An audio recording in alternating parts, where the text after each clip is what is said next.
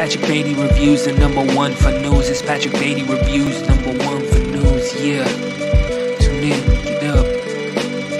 Yeah, what's up? Keep the change, you filthy animal. What is up, my Gaggle of Geeks, and welcome to my review of The Map of Tiny Perfect Things. So this is about a teenager who is kind of going through the motions. He's reliving the same day over and over again. Surprise! Sounds like a film that's getting referenced in this movie is going to be Groundhog Day. So this kid, Mark, is starting to learn what that his father's wanting him to try to, have a plan on what to do with life. He is stuck in this time loop and ends up meeting this other girl who's also in said time loop with him, played by Catherine Newton. If you remember from Freaky, she was a huge star in that. She was also in, I can't remember which HBO show it is specifically. I think it's, I'm not even going to say it because I know I'm going to get it wrong. However, they come to find each other in this time loop and start to map out the entire area that they're in, basically a map of all of the perfect stuff that happens on this day that continually repeats. And through that, they start to care about each other, starts to become a little romantic, and whether or not they decide they want to stay or leave is kind of a mystery that I'm going to leave for you guys to check out. This is coming from Prime Video, and I have to say, though it does kind of have a rough halfway point, the first half of this honestly is kind of standard, maybe a little bit overly standard.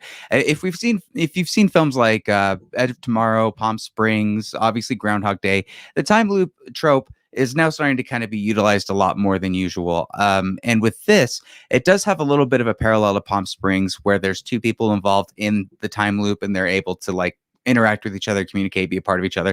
And it is kind of a romance between the two as well.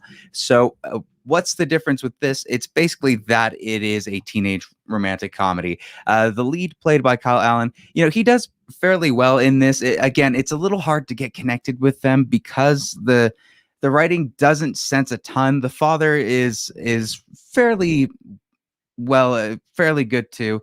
One of the friends is involved, played by Jermaine Harris, and you really don't get much else with this until the third act, where really Catherine Newton comes in and saves the day with the film with her story.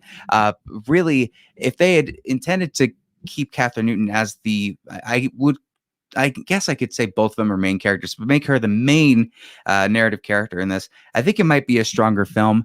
But because it mainly centered on the boy until later on in the film, it really doesn't give me a lot of momentum until we get to Catherine Newton, who plays Margaret's role.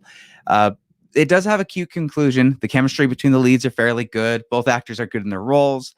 But the Groundhog Day spin, it's not very well utilized. It's not evolving in this film and not really explored in any meaningful way. However, if you do want a rom-com with that twist, I think you'll have a pretty good time. I would give this movie a 7 out of 10. If you guys check it out, please let me know your thoughts. Make sure to leave a comment below. And if you want to check out any other reviews, there's going to be a movie that I'm going to be talking about within the next hour called I Care a Lot, which I care a lot about talking about that film. So stay tuned for that. Thank you again so much as always for watching, and I will see you at the next review.